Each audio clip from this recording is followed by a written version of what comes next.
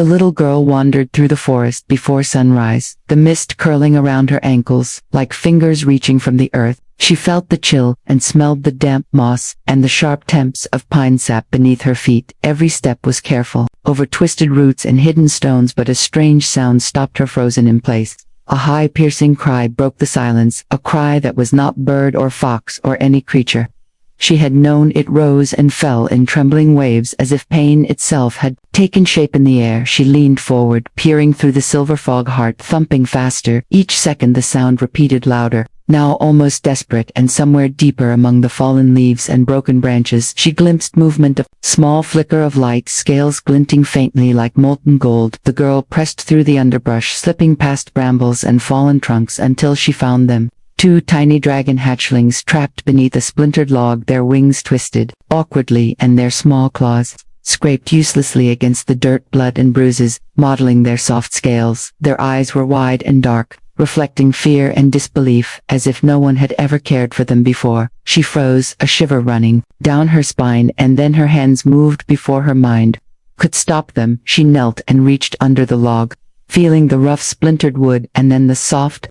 struggling weight of life, and when she lifted them, the smallest hissed and the other quivered against her chest. She felt their rapid heartbeats racing in panic, but also a strange fragile trust. She held them close, feeling the warmth of their tiny bodies. The forest around her seemed to hold its breath, the wind soft against her face, and somewhere far above the cry of an owl, the trees whispered secrets she had never heard before. The hatchlings shivered in her arms, their scales prickling like soft embers, and she whispered words she barely understood herself, words of comfort and courage, promising safety and shelter. As she adjusted the log under them to relieve the pressure, she could feel their tension slowly melting into trembling trust. She rocked them gently, rocking her own heart with the wonder and terror of the moment, and she knew somehow she could not leave them here alone in the forest, alone with hunger and cold and the shadows of predators waiting silently. She tucked them close to her chest and looked around the misty forest floor, plotting a path through the trees to a place she had never dared to imagine, a hidden nook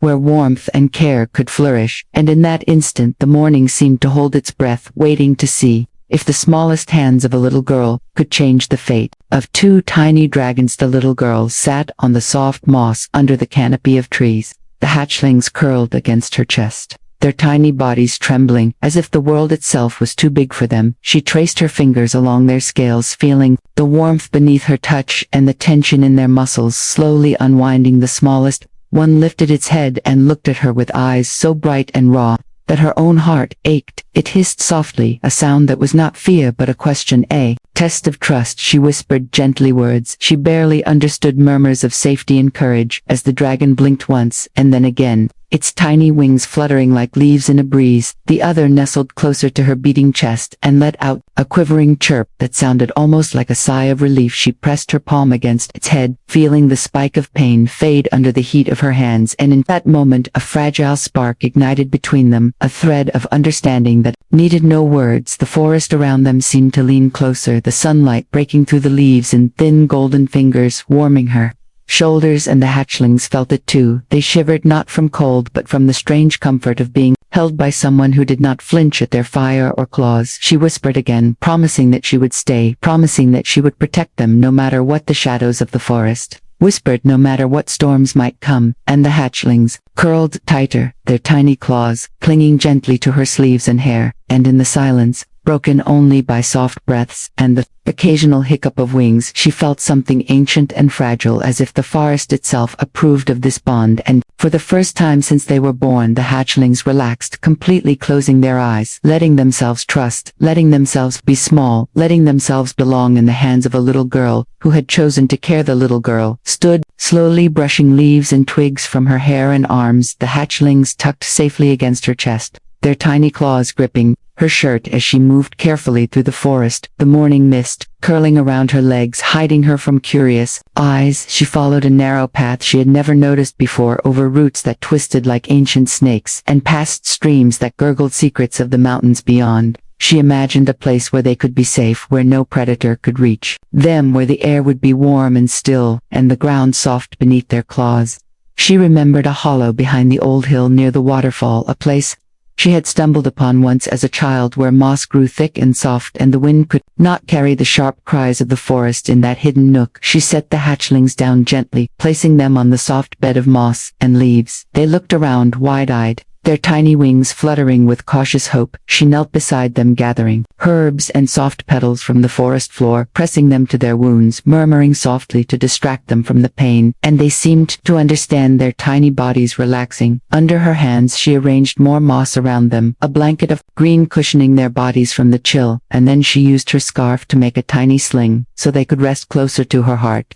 The birds above sang a curious melody, as if celebrating their arrival, and somewhere deep in the woods, a deer paused, listening, and then continued. On her work finished, she leaned back against the hollow wall, feeling the weight of their fragile trust and realizing that, in this secret haven, they could breathe and heal, and she could watch over them without fear or interruption. The forest seemed to sigh around them, carrying a promise of protection, and for the first time since finding the hatchlings, she allowed herself to smile, knowing that the first step had been taken, and that tomorrow they would begin a journey of healing and wonder together in the hidden hollow of the old hill. Night fell slowly over the hidden hollow, and the forest darkened into a velvet shadow. The little girl wrapped the hatchlings close to her chest, feeling their tiny bodies tremble with fatigue and fear, but also with the strange flicker of trust. She hummed an old lullaby, soft and uneven, her voice carrying through the hollow and into the trees. Above, the hatchlings tilted their heads, listening, their wings twitching, as if trying to understand the rhythm of her heart and the warmth of her palms against their wounded scales. She whispered stories of brave creatures who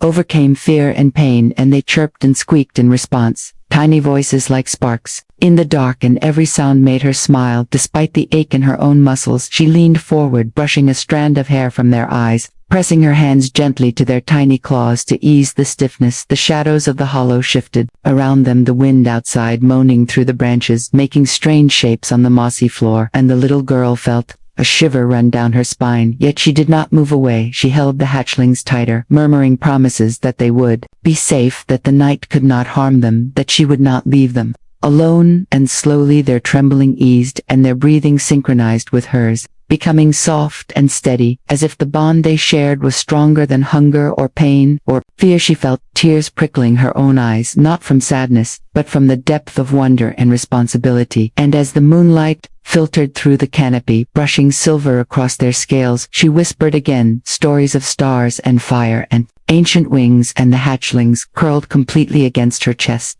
drifting in the fragile comfort of trust. And for hours she stayed awake, feeling every twitch of wing, every sigh of relief, every heartbeat a miracle that she had the honor to witness, until exhaustion pressed against her eyelids, and finally she allowed herself to rest, feeling the hatchlings warm and alive, and knowing that when dawn came their journey together would deepen, and the world beyond the hollow would never feel quite so lonely again. The morning sun filtered through the trees, warming the hollow as the little girl carefully cleaned the hatchlings' wounds. Her hands gentle and sure, she pressed warm water and crushed herbs against the bruised scales, murmuring words of comfort that seemed to seep into their tiny bodies. The smallest dragon opened its mouth and chirped a weak hiss, while the other twitched its wings, testing strength against pain. She fed them soft fruits and drops of honey, watching their eyes brighten with every careful bite and every soothing touch. She pressed her palms to their backs, feeling heat and life flow from her into them. The forest around them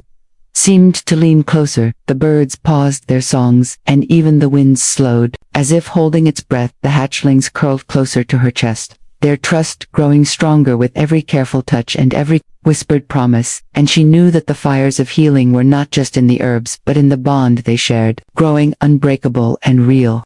The forest seemed different that morning, as if it had noticed the tiny lives that had arrived in its depths. The little girl carried the hatchlings gently in her arms, walking among the towering trunks and winding roots. The sunlight broke through the leaves in golden streams, illuminating dust and pollen that danced like tiny fairies in the air. She hummed a soft tune, and the hatchlings responded, their tiny wings fluttering in rhythm to the vibrations, their small bodies quivering with excitement and cautious joy. Every step she took, the forest seemed to lean closer, the wind whispering through the branches, carrying scents of flowers and earth and distant streams. The birds paused in mid-flight, their songs faltering, as if curious about the small miracle cradled in her arms. Squirrels froze on limbs, heads cocked, listening, and even the deer at the edge of the clearing watched with wide eyes as she passed. The hatchlings chirped softly, communicating in their strange language, tiny hisses and squeaks forming patterns that she began to understand. Slowly, the smallest opened,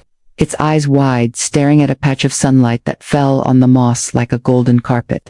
It twitched its wings, testing air and gravity, and the other tilted its head, following the movement as if learning courage from the first. She laughed softly, brushing a hand across their tiny scales. Feeling warmth and energy spreading through them from the bond they shared, she knelt by a stream and let them sip the cool water droplets sliding down their tiny snouts, and she pressed a hand to their backs, feeling their muscles tense and relax as if absorbing strength from the earth itself. The leaves rustled overhead, carrying whispers that sounded like words of encouragement. She whispered back, promising that together they could face anything. The hatchlings chirped and twitched in answer, their small flames flickering like tiny stars in the shadows.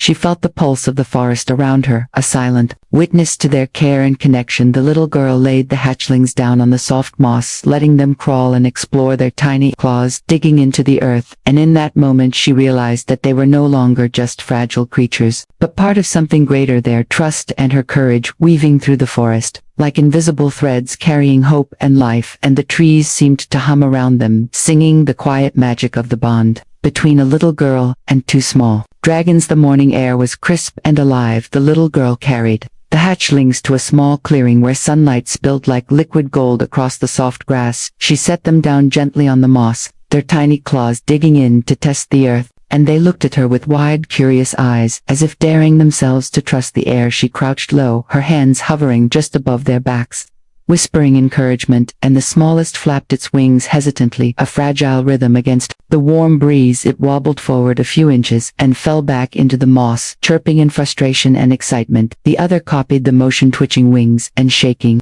scales, testing gravity and wind. Together they practiced over and over, small leaps that became hops, and hops that became tiny flutters, their bodies quivering with effort. And the girl laughed softly, her hair catching the sunlight as she clapped and cheered every attempt, each minor success like a small triumph of life itself. She pressed her palms against their backs, feeling the rush of warmth and energy, as if their determination had become hers, their wings brushing her hands, sending sparks of trust and courage through her veins. A dragon squeak burst from the smallest one, almost like a song of joy, and the other twitched and responded, joining in a duet that carried through the clearing. The forest paused around them, the wind stilling, the birds silent, and even the brook seeming to slow its chatter as if to watch the fragile dance of flight. She extended her arms, letting them leap from her hands, flapping wings catching air for the first brief seconds of freedom, and they returned to her chest.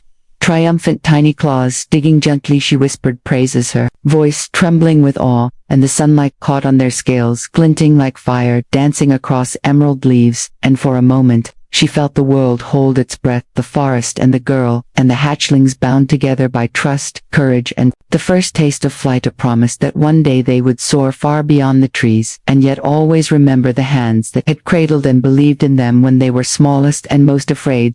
The sky darkened suddenly, though the sun still lingered on the treetops. A massive shadow stretched across the clearing, and the little girl froze, the hatchlings in her arms stiffened, their tiny wings beating in panic and awe. She tilted her head and gasped, a shape like smoke and fire coiled above them, scales glinting darker than the night itself. The dragon queen had arrived, her eyes glowing like molten gold, scanning the clearing, every branch, every leaf, every creature with a power that made the air tremble. Even the wind seemed to hold its breath. The little girl pressed the hatchlings closer to her chest, feeling the rapid thrum of their hearts, and her own heart matched it in tempo. She stepped forward slowly, not daring to look away, their eyes wide, yet her voice barely a whisper, calling soft words of reassurance to the hatchlings. The dragon queen lowered her massive head, her gaze fixed on the tiny creatures and then on the girl. The air vibrated with the hum of ancient power. She could feel it in her bones, a force older than the forest, older than sunlight, yet she did not flinch. She held